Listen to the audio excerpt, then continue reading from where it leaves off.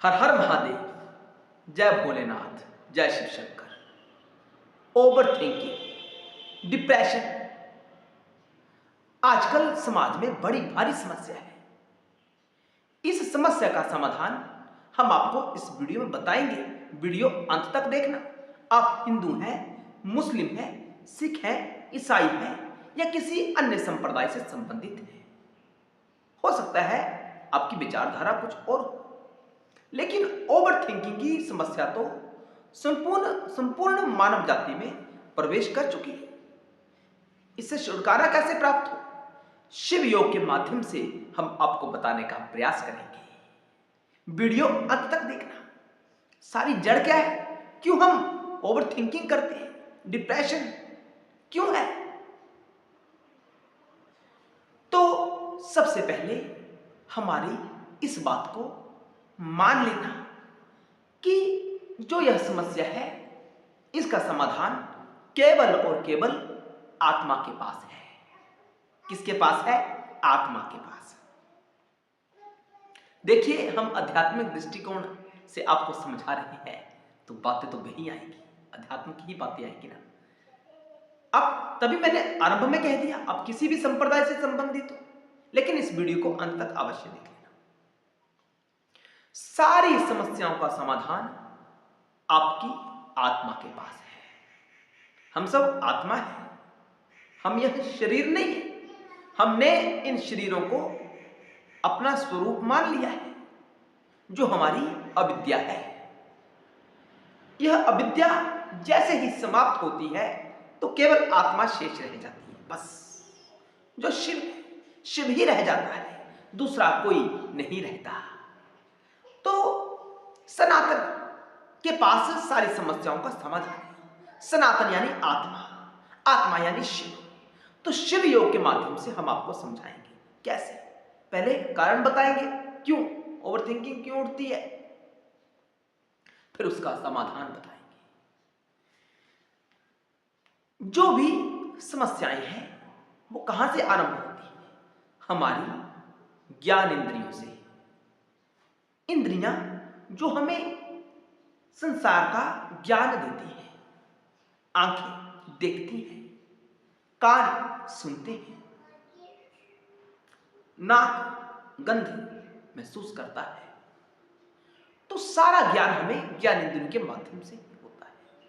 जो ज्ञान हमने प्राप्त किया इन ज्ञान इंद्रियों के माध्यम से, चाहे वह पुरातन जन्मों के हो या इस जन्म के हो, सारा ज्ञान इंद्रियों ने ग्रहण किया। और ग्रहण किया ज्ञान, उसका संस्कार हमारे चित्त में स्थित रहता है, हमारे चित्त में भरा हुआ रहता है। इसी को चित्त कहते हैं। जहां सारे संस्कार हमारे भरे हुए हैं, उस स्थिति को चित्त कहा जाता है। तो चित्त तो है, चित्त में संस्कार तो भरे हैं। बहुत कुछ हमने देखा हुआ है, चाहे इस जन्म में चाहे पिछले जन्मों में। बहुत कुछ सुना हुआ है, चाहे इस जन्म में चाहे पिछले जन्मों में। बहुत कुछ महसूस किया हुआ है, बहुत इच्छाएं हमारी, चाहे इस जन्म की हो चाहे पिछले जन्मों की हो। बस सारी की सारी चित्त में भरी हुई है।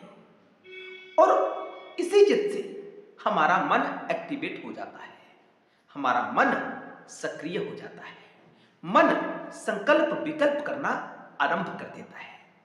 किसके आधार पर? चित्त के आधार पर। चित्त में क्या भरा हुआ है? जो इंद्रियों ने देखा है, ज्ञान इंद्रियों ने महसूस किया है, वही चित्त में भरा है। उसी के आधार पर हमारा मन एक्टिवेट होता है। मन संकल्प विकल्प करता है। मन में चाहना उठती है कि मैंने अमुक वस्तु को प्राप्त करना है, मैंने धन एकत्रित करना है, मैंने धनवान होना है, मुझे नए नए वस्त्र चाहिए, नए नया खाने को चाहिए। ये कहां से विकल्प उठ रहे? संकल्प विकल्प कहां से हो रहे? मन से हो रहे। मन को कहां से ज्ञान हुआ? मन को कैसे पता लगा? चित्त से, क्योंकि चित्त में वो चीजें भरी हुई है। हमने कुछ भी देखा, चाहे कोई स्थान देखा, हमारे मन में विकल्प संकल्प उठा कि मैंने उस स्थान पर जाना है। तो वो क्यों उठा? क्योंकि उस स्थान के बारे में आपने सुन रखा है पहले किसी से, या आप पहले वहां गए हो, कुछ खाने का मन किया, आपको कैसे पता कि वह मैंने खाना है? आपने उस खाने के बारे में पहले सुना हुआ है, यूं ही आपके मन में नहीं आया।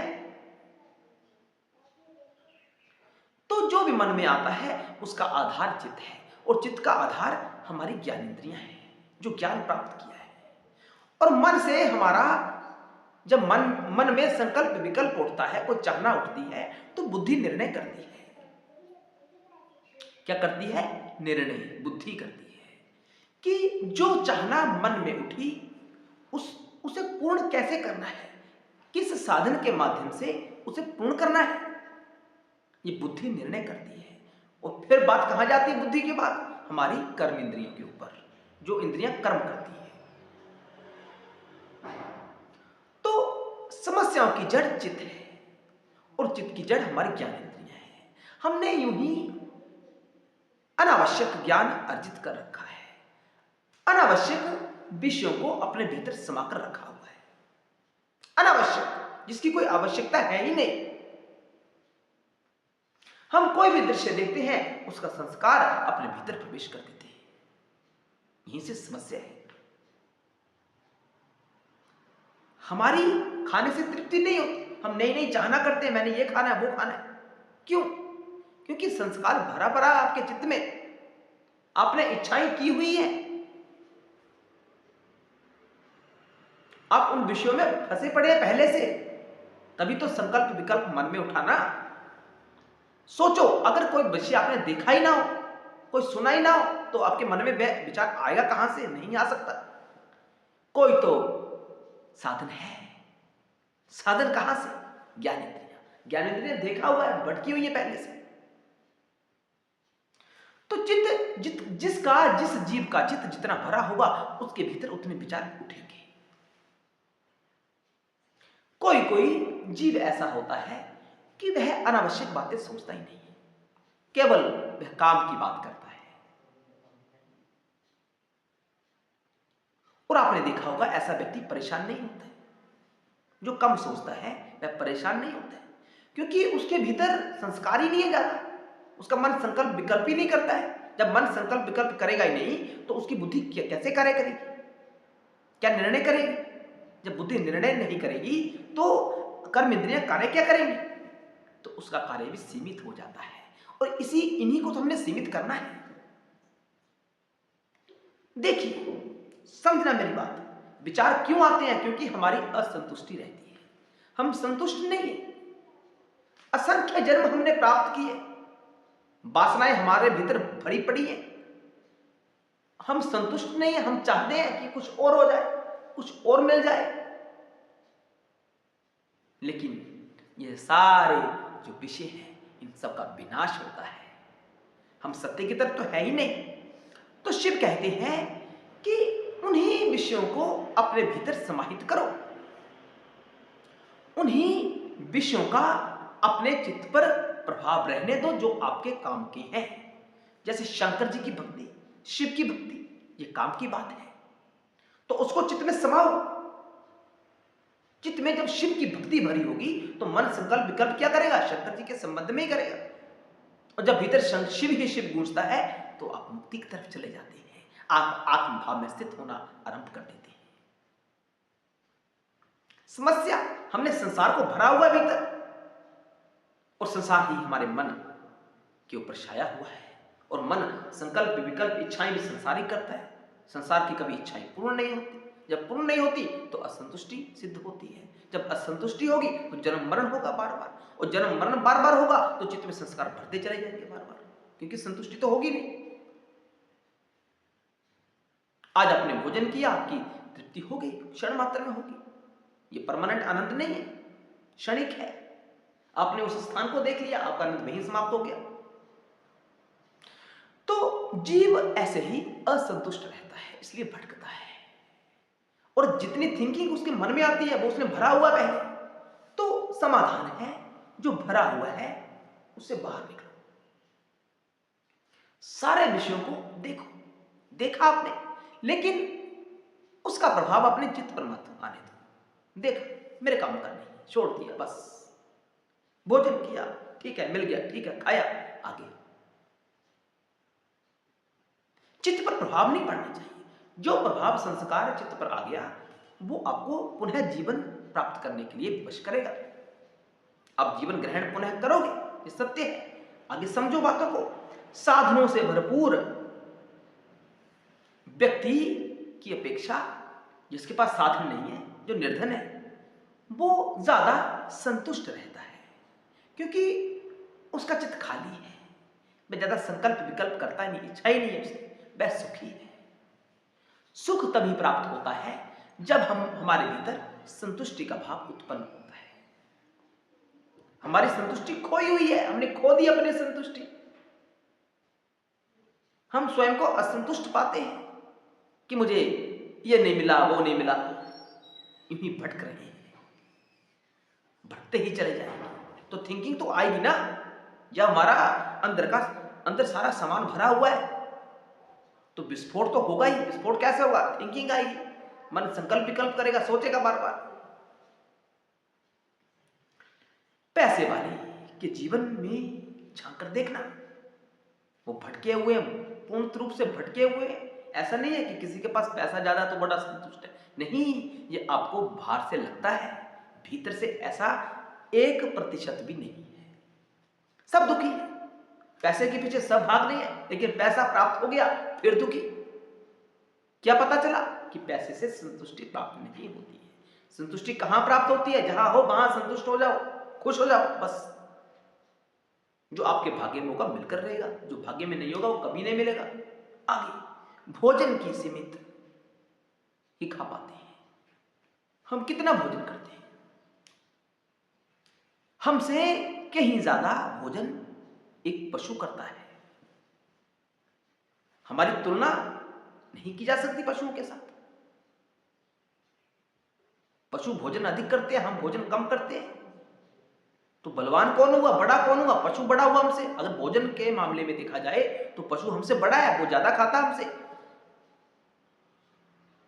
वह परेशान नहीं है, हम कम खाते हैं फिर भी परेशान है। इतना सब भोजन खाते हैं फिर भी परेशान, भोजन के पीछे घूम रहे हैं, खाना इतना सा और भटक रहे हैं। आगे बताया गया, जीव जंतु को देखो,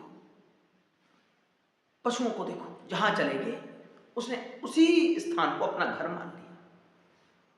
कितनी बड़ी बात है। हम सारी आयु एक घर का निर्माण करने में ही व्यतीत कर देते हैं। बड़ा बंगला, हमारी इच्छाएं है ना कि मेरा घर ऐसा होना चाहिए, सुंदर दिखना चाहिए।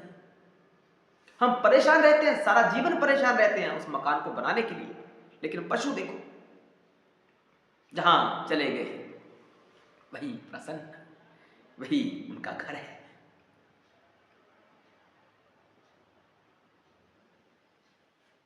तो पशुओं से तो कम से कम सीखो, वो प्रसन्न है, पशु प्रसन्न है, कम में प्रसन्न है। जहां चले गए अपना मान लिया, उन्होंने अपने नाम नहीं लिखवाना वो कुछ भी, लेकिन उनकी भावना ही ऐसी होती है कि मेरा है सारा। आगे बलवान शरीर, व्यक्ति अपने शरीर को बलवान करने के पीछे भागता है, बड़ा भारी मोटा।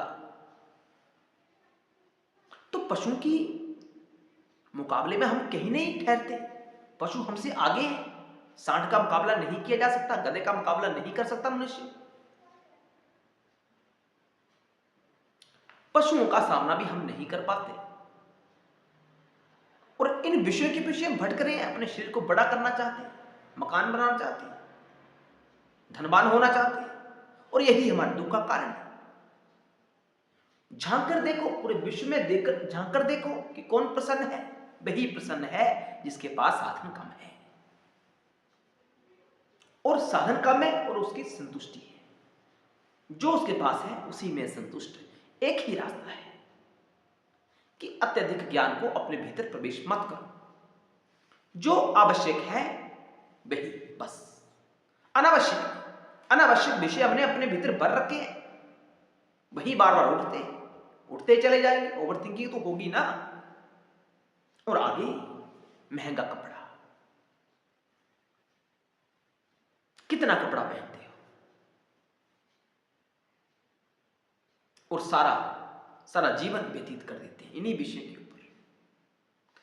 तो मनुष्य अनावश्यक इसलिए सोचता है क्योंकि अनावश्यक उसने अपने भीतर भरा हुआ है। अब से जब आपने वीडियो सुना, आपको ज्ञान हुआ, तब से अनावश्यक अपने भीतर भरना बंद कर दो, बस यही समाधान है। जो विषय उठा मन में, विकल्प उठा, संकल्प किया,